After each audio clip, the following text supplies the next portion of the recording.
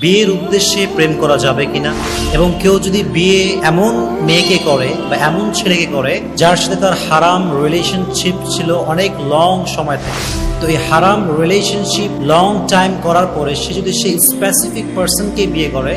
So in that case তার অতীতের past যে সিনসগুলো আছে, গুনাহগুলো আছে, এটা অটোমেটিক্যালি ক্ষমা হয়ে যাবে কিনা,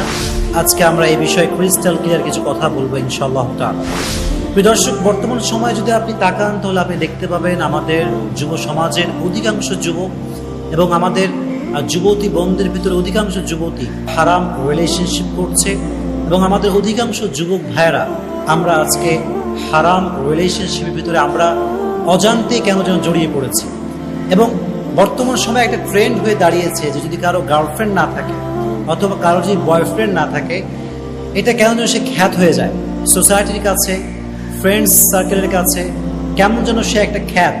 এবং সে যেন কেমন আনমডার্ন হয়ে যায় যে সে একটা গার্লফ্রেন্ড নাই, একটা বয়ফ্রেন্ড নাই। এই সমস্ত